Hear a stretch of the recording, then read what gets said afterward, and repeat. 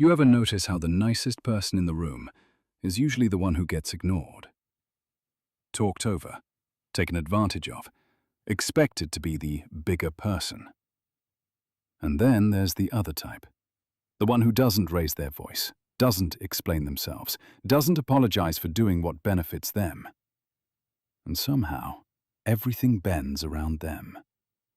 This isn't about being evil, and it's not about being heartless.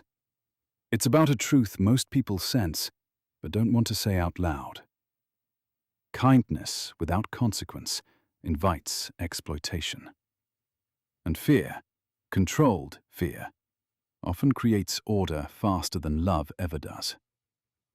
Let's talk about why. Most people are raised with the same rule. If you're good, people will be good back. That sounds right. It feels right. And sometimes, early on, it even works. Until it doesn't. Think about the workplace. The employee who always stays late, covers shifts, never complains. At first, they're appreciated. Then, they're expected. Then, they're ignored. Meanwhile, the person who sets hard boundaries, the one who says no without explaining, they're respected. Not liked, respected. And respect changes behavior. This isn't opinion. It's human wiring. When people hear fear, they picture screaming, threats, intimidation. That's not what we're talking about. Fear, psychologically, is just anticipation of consequence. A toddler doesn't stop touching a hot stove because they understand physics. They stop because pain taught them something. Adults are no different. We just dress it up with words. When there's no cost for bad behavior spreads. When there is a cost, people adjust fast. That's not cruelty. That's conditioning. Machiavelli didn't invent this. He just said the quiet part out loud. He noticed that rulers who relied only on love were betrayed the moment things got hard. But rulers who were predictably firm created stability. Not chaos. Stability. He wasn't advocating random cruelty. He was warning against indecision masked as kindness. That insight didn't die centuries ago. It just moved into boardrooms, media, and relationships.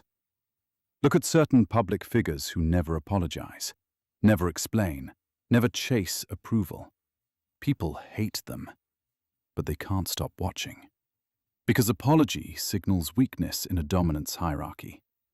Once someone proves they won't bend under pressure, everyone else adjusts their behavior around that reality.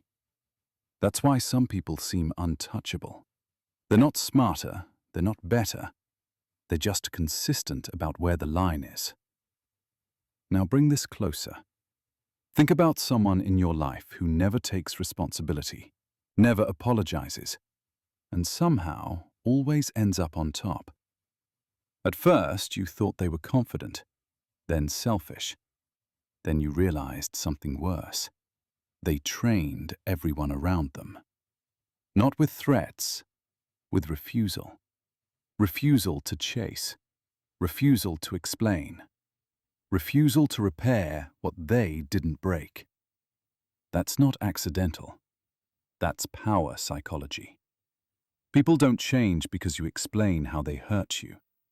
They change when the behavior stops working, when access is removed, when benefits disappear, when the social cost flips.